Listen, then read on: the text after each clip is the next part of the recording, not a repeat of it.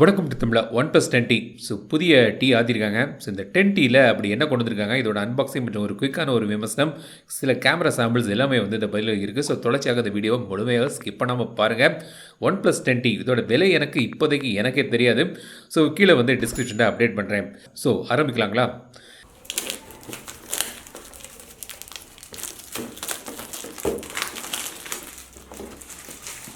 So இந்த பாக்ஸை நம்ம ஓப்பன் பண்ணிங்கன்னா உள்ளே வந்து ஒரு ரெட் கலர் கவர் இருக்குது. இந்த கவருக்குள்ளே அந்த பேக் கேஸ் வந்திருக்காங்க. ஸோ இது வந்து பார்த்திங்கன்னா உங்களுக்கு இந்த ஃபோனுக்கான சேம் கலரில் வந்து இந்த பேக் கேஸ் வந்திருக்காங்க. ஹாட் பேக் கேஸ் இது. கூடுதலாக ஒரு user guide, manual, red cable card அதெல்லாம் வந்து தந்திருக்காங்க. ஸோ இந்த ஃபோனை வந்து இப்போ வெளியெடுக்கலாம். ஸோ இதான் வந்து OnePlus 10T. எங்கிட்ட இருக்கிறது ஜேட் க்ரீன் என்கிற இந்த கலர். பட் இது வந்து மூன்ஸ்டோன் பிளாக்னு இன்னொரு கலர்லேயும் வருது. அந்த கலர் வேரியண்ட் வந்து பார்த்திங்கன்னா ஒரு டெக்ஸ்சர் டிசைனில் கொண்டு வந்திருக்காங்க. பட் இந்த ஜேட் க்ரீன் வந்து ஒரு கிளேஸ் எஃபெக்ட் வந்து உங்களுக்கு இதில் தெரிய பாருங்கள். பார்க்குறதுக்கு ஒரு ஸ்மூத்தாக பாலிஷாக ஒரு நல்ல ஒரு ப்ரீமியம் ஃபினிஷ் வந்து உங்களுக்கு இதில் கிடைக்குது. டிசைனை பற்றி நான் சொல்கிறேன். அதுக்கு முன்னாடி பாக்ஸுக்குள்ளே வேறு என்ன இருக்குன்னு பார்த்தலாம். 150 வாட் SuperVOOC சார்ஜர், அதற்கான டைப் சி கேபிள் தந்திருக்காங்க. அப்புறம் சேம் எஜெக்டர் பின்னும் பாக்ஸுக்குள்ளே இருக்குது. ஸோ இப்போ வந்து இதோட டிசைன்லேருந்து ஆரம்பிப்போம். ஸோ இந்த ஜேட் க்ரீன் வேரியண்ட் வந்து பார்த்திங்கன்னா ரொம்ப ஸ்மூத்தாக ஒரு செராமிக் மாதிரியான ஒரு ஃபினிஷில் பண்ணியிருக்காங்க. ஒரு ரொம்ப ஸ்மூத்தான கிளாஸ் வந்து பின்பக்கம் இருக்குது. இந்த கேமரா மாடியூல் வந்து அப்படியே மெர்ஜ் ஆகி அந்த ஸ்மூத்தாக வருது. ஸோ நல்லா பார்க்குறதுக்கு வந்து ரொம்ப ஒரு ப்ரீமியமான ஒரு லுக் ஃபீல் எல்லாம் வந்து எனக்கு கிடைக்குது. ஸோ எனக்கு நல்லாவே பிடிச்சிருக்கு இந்த கலர். பட் அந்த மூன் ஸ்டோன் பிளாக் இதை விட நல்லா இருக்குனாங்க. அது ஒரு டெக்ஸ்டர் ஃபினிஷில் வருது. பட் எனக்கு டெக்ஸ்டர் ஃபினிஷ் வேணாம், ஸ்மூத்தான ஒரு லுக் வேணும்னு நினைக்கிறவங்களுக்கு இது வந்து நல்லாயிருக்கும். நல்ல ஒரு ப்ளீஸிங்கான ஒரு கலர்லேயும் பண்ணியிருக்காங்க. ஸோ டிசைன் வந்து பார்க்க ஒரு ப்ரீமியம் ஃபினிஷில் நல்லா இருக்குது. இது வந்து பார்த்திங்கன்னா உங்களுக்கு வந்து 8.75 mm திக்னஸில் இருக்குது. 203.5 grams வெயிட்டில் இது வந்திருக்காங்க. வெயிட் டிஸ்ட்ரிபியூஷன் நல்லா பண்ணியிருக்காங்க. ஸோ வந்து கையில் வைக்கும்போது அந்தளவுக்கு ஹெவியாக எனக்கு தென்படலை. ஸோ மேல் பக்கம் நாய்ஸ் கேன்சலிங் மைக் இருக்குது. ஒரு ஸ்டீரியோ ஸ்பீக்கர் இந்த ஃபோனில் தராங்க. கீழ்ப்பக்கம் வந்து speaker, USB type C port, mic மற்றும் சிம் ட்ரே. ஸோ இந்த ஃபோனுக்கு வந்து பார்த்திங்கன்னா 5G ஸ்மார்ட் ஃபோன். இந்தியாவில் ஒரு 11 5G பேண்ட் வந்து இதில் சப்போர்ட் இருக்குது. இதில் வந்து பார்த்திங்கன்னா மொத்தமாக இந்த ஃபோனில் வந்து ஒரு 15 ஆண்டனா தந்திருக்காக சொல்லியிருக்காங்க.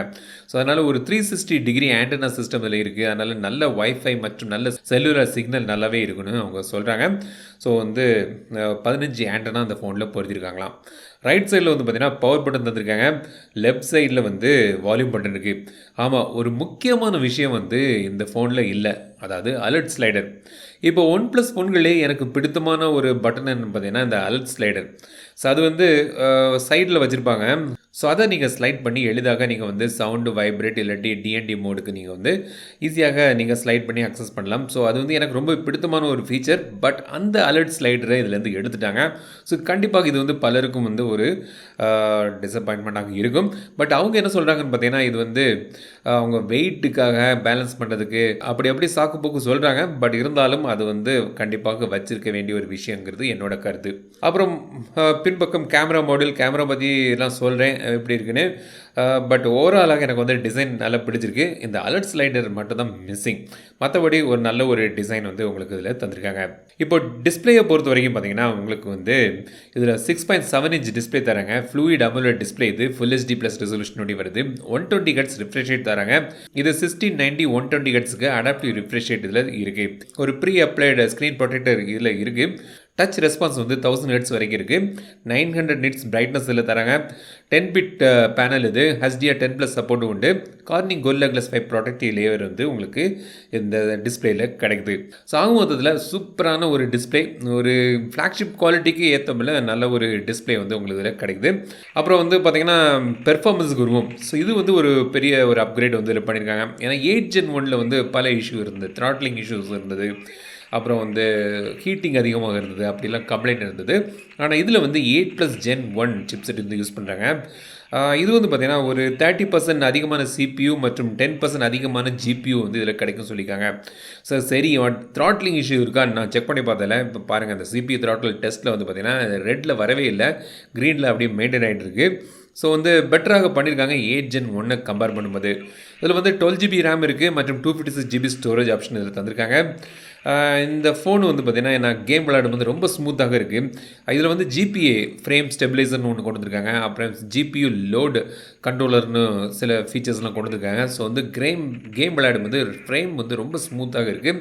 நல்ல ஒரு கேமிங் எக்ஸ்பீரியன்ஸ் கிடைக்குது. ஆடியோ குவாலிட்டியும் சூப்பராக இருக்குது. ஸோ ஒரு கேமிங்க்கு வந்து கண்டிப்பாக நல்ல ஒரு உகந்த ஒரு ஸ்மார்ட் ஃபோன் இது. கேமரா பார்த்திங்கன்னா பின்பக்கம் வந்து 3 கேமரா தந்திருக்காங்க. சோனி IMX 766 மெயின் சென்சர் இது 50 mega pixel camera, optical image stabilisation மற்றும் EASோடு இது வருது. ஒரு 8 mega pixel ultra wide sensor தந்திருக்காங்க. 2 மெகா பிக்சல் மேக்ரோ சென்சர் இருக்குது. செல்ஃபிக்கு வந்து பார்த்திங்கன்னா ஒரு 16 மெகா பிக்சல் கேமரா தந்திருக்காங்க. இந்த ஃபோனில் வந்து பார்த்திங்கன்னா நீங்கள் 4K 60 FPS வரைக்கும் நீங்கள் எடுக்கலாம். 1080pயும் நீங்கள் வந்து 60 FPSல வீடியோ எடுக்கலாம். அப்புறம் ரா ப்ளஸ் இருக்குது. வீடியோ HDR தந்திருக்காங்க. ஸ்லோமோ வந்து 1080pல 240 FPSல எடுக்கலாம். 720 ரெசல்யூஷனில் 480 FPSல நீங்கள் ஸ்லோமோ வீடியோ எடுக்கலாம். ஸோ வந்து சில கேமரா சாம்பிள்ஸ் பார்ப்போம். கேமரா வந்து பரவாயில்லாமல் எனக்கு இருக்குது. பட் இது வந்து ஏர்லி சாம்பிள்ஸ். ஸோ நீங்கள் பார்த்துட்டு எப்படி இருக்குன்னு கமெண்ட்ஸில் சொல்லுங்கள்.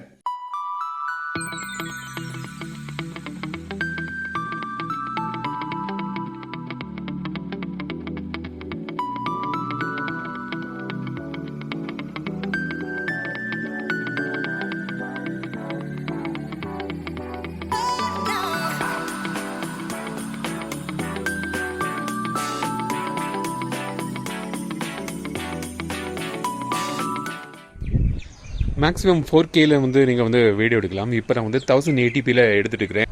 ஸோ இதில் வந்து நான் AI எனேபிள் பண்ணியிருக்கேன். ஸோ லைவ் HDR வந்து ஒர்க் ஆகுது. ஸோ இதான் வந்து 1080p வீடியோ சாம்பிள்.